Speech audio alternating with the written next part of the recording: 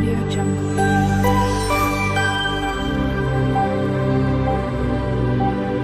Audio Jungle. Hello everyone, જય શ્રી કૃષ્ણ. મારી ચેનલમાં તમારું સ્વાગત છે.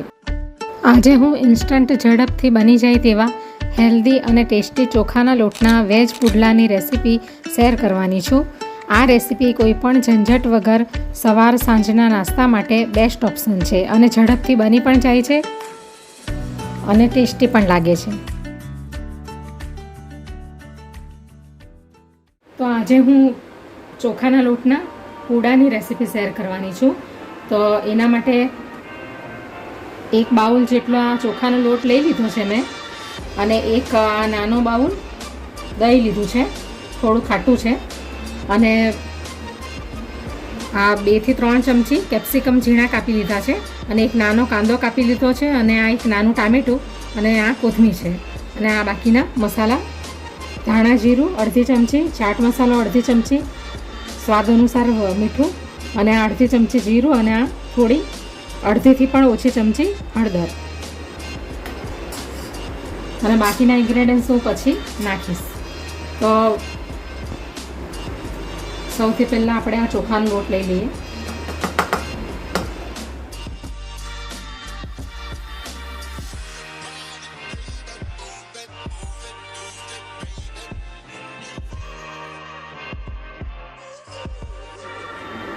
આ પૂડા એકદમ ઝટપટ બની જાય છે અને ટેસ્ટી પણ હોય છે,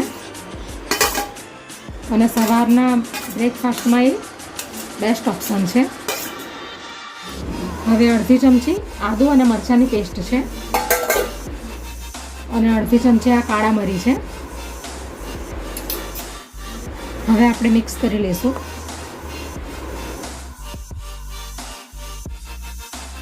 હવે આપણે એની અંદર પાણી નાખીશું.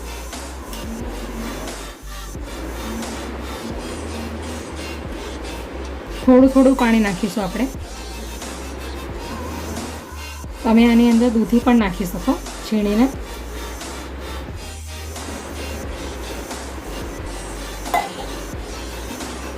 તો આ રીતનું આપણે બેટર તૈયાર કરી લેવાનું છે ચોખાના લોટનું અને વેજીટેબલ્સનું. અને આ બેટર બનાવવામાં 1/4 ગ્લાસ જેટલું પાણી અંદર મેં નાખ્યું છે, અને આ ટાઈપની એની કન્સિસ્ટન્સી હોવી જોઈએ. આ ટાઈપની ઢોસાનું બેટર હોય ને એ ટાઈપની. હવે આપણે એને ખાલી 5 મિનિટ સુધી જ આપણે એને ખાલી રેસ્ટ કરવા દઈશું, ફક્ત 5 મિનિટ. તો હવે 5 મિનિટ થઈ ગઈ છે. તો હવે આપણે ચોખાના પૂડા બનાવવાનું સ્ટાર્ટ કરીએ. ગેસ ઉપર મેં નોનસ્ટિક તવી મૂકી દીધી છે. તો હવે આપણે એની અંદર ઓલિવ ઓઇલ નાખીશું. એટલે તમારે કોઈ પણ તેલ નાખવું હોય તો તમે નાખી શકો.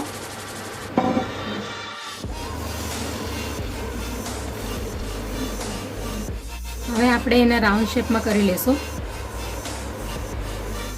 તમારે જાડા પતલા જેવા બનાવવા હોય તેવા બનાવી શકો તમે. હવે આપણે એને શેકાવા દઈશું. મીડિયમ ફ્લેમ પર જ આપણે ગેસ રાખવાનો છે. હવે આપણે એને પલટાવી લઈશું.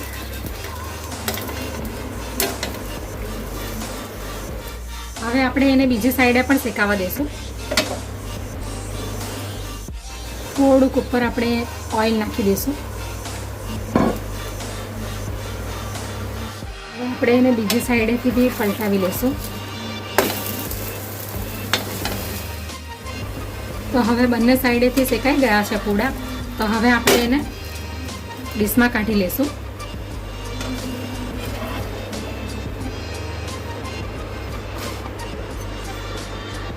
એક પૂડો તૈયાર થઈ ગયો છે. તો એવી જ રીતે આપણે બધા પૂડા તૈયાર કરી લઈશું. તમારે નાના મોટા જેવા બનાવવા હોય એવા તમે બનાવી શકો. અને અગર ચોખાના લોટમાં કંઈ મુશ્કેલી આવે તો એની અંદર તમે 2 ચમચી જેટલો ચણાનો લોટ બી એડ કરી શકો.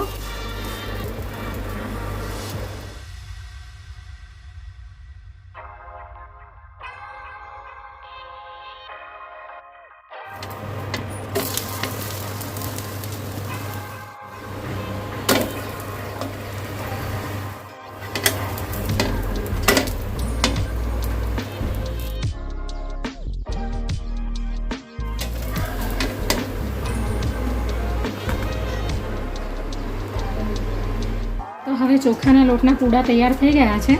હવે આપણે એને સર્વિંગ પ્લેટમાં કાઢી લઈશું.